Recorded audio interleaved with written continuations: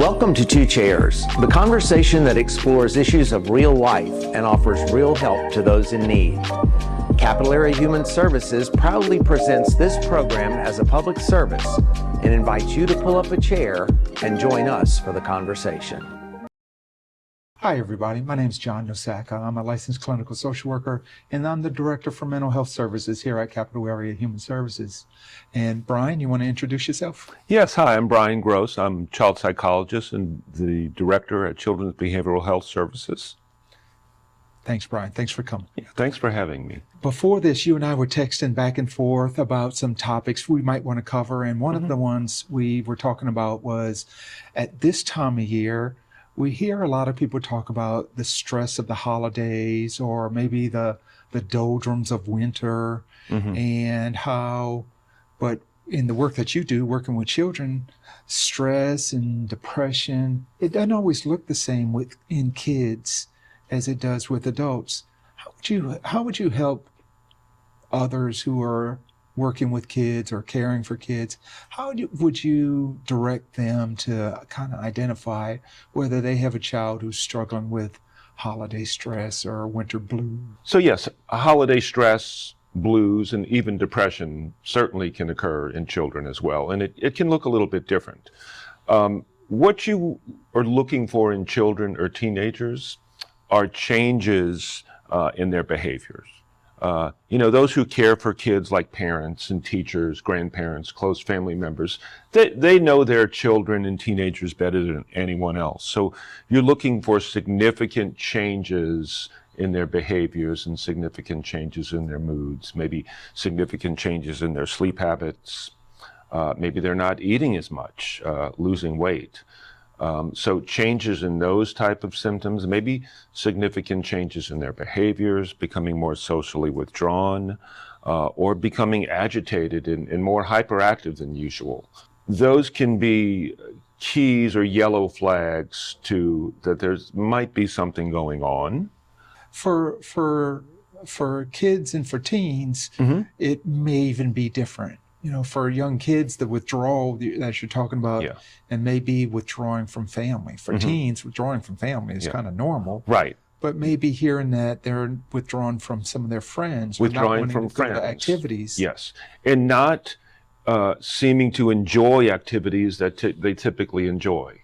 If they're spending most of their free time during the usual days off of school, like weekends, playing video games or watching videos or communicating with friends, if they no longer seem interested in those things, or if they no longer seem interested in sports, and they were previously interested in, where they just don't seem to enjoy things that they used to enjoy, those are yellow flags to look out for. Yeah, I was talking with someone else in another interview about how when we think something rises to a clinical nature and you need and professional help is indicated, we're usually talking about something that's been going on for months, and there's a seriousness to it or to the changes. Right now, what you and I are talking about is subclinical. It's not things that maybe rise to that level, but it's still things that family and parents want to address. Yeah. What would you suggest to a parent that says, look, my daughter just hasn't been themselves, and with the holidays approaching, it just seems like they're becoming more, let's say, lethargic or more withdrawn. What would you suggest to them to try to bring a little life back into their child or their teen? Trying to get your child or teenager back into some sort of routine can be helpful. Maybe spending time alone with your child is especially important. During the holidays, adults, parents, family members, we all get busy with shopping, preparing for the holidays. We're trying to get caught up on work, household activities, but trying to make sure you set time aside for your child or teenager. Even if it's just watching a movie without saying much is very important. You're reminding me of some tools that I used to use with people. that all centered around planning activities. And there was it's one particular book I used to recommend, and there was a whole section about the dangers of just assuming that the Sunday was going to go off the way you expected, or the holiday was going to go off the way you expected, and how important it was to plan ahead. And so planning activities and letting people know that you had had things planned, Right. is a good way to kind of avoid things kind of spinning out of control Right. or into chaos. And letting your child or teenager know in advance. Yeah, you're going to have time to spend an hour on Xbox or catch up with your friends or do whatever, but we've got this planned for tomorrow or the next day. It's just going to be an hour or 2 hours. Yeah. So giving them a heads up, especially with teenagers. Yeah.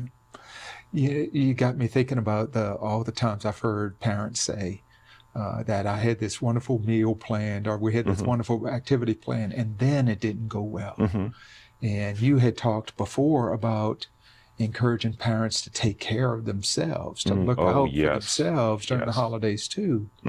What are some ways that you would suggest to a parent? How do they take care of themselves while they're juggling childcare and holidays and everything else? It's a balance, and it's not always easy. But as an adult, as a caregiver, it's important to set aside some me time.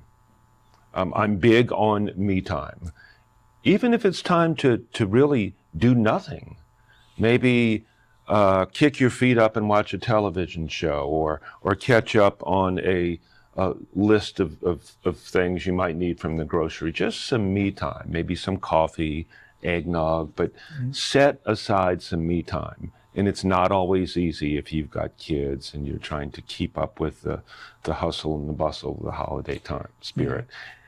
Getting help from family members, your close social support network is really important during times of holiday stress. You know, I'm thinking of that word intentional, and I know that word is overused in society right now, but you got me thinking about how important it is, whether what you're doing is big or small, that it's something that you did with the intent of taking care of yourself. It's something that you planned with the intent of ensuring that your kids are not succumbing to the winter blues. Right.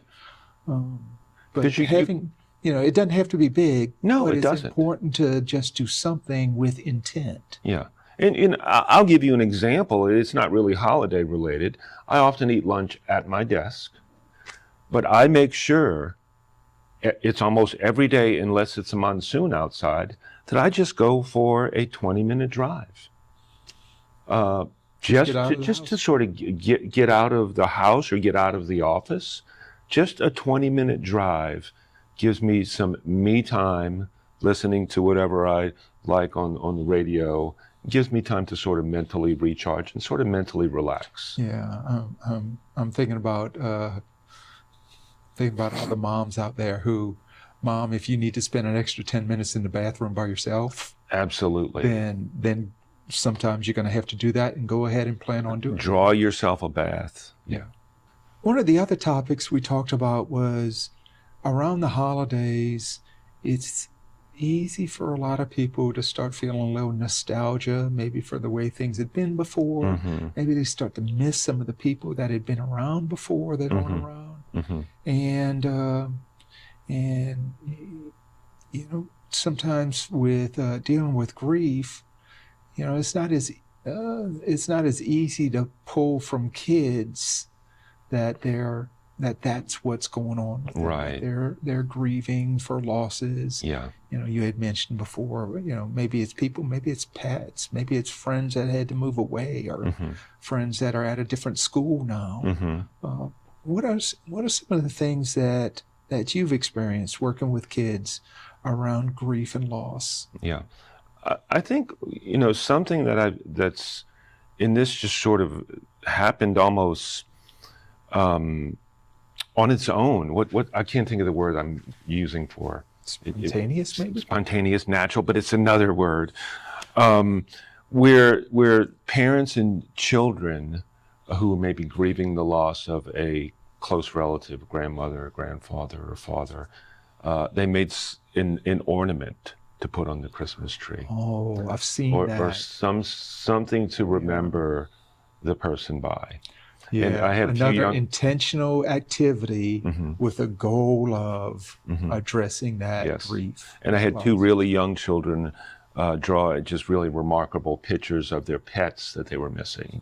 Pets were at the last Christmas, Yeah, and they put something on the Christmas tree. yeah. I've seen clear ornaments that could be stuffed with drawings or keepsakes, and certainly you can hang pictures.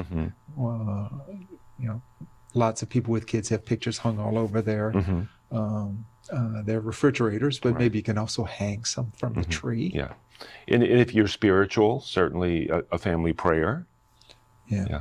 And it's important also for parents to check in on their kids if they've lost a loved one during the past year or two, to see how they're doing over the holidays. Yeah. And it's okay to miss someone. It's okay for a child to miss a grandfather, grandmother, aunt, uncle. Yeah. And one of the best things a caregiver can do is listen. Is there ways that you would address this with a young child? With teens, they can kind of articulate things almost as well as an adult. Yeah. And so just simple conversations can sometimes be had. But with younger kids, it's not quite so easy to make that conversation.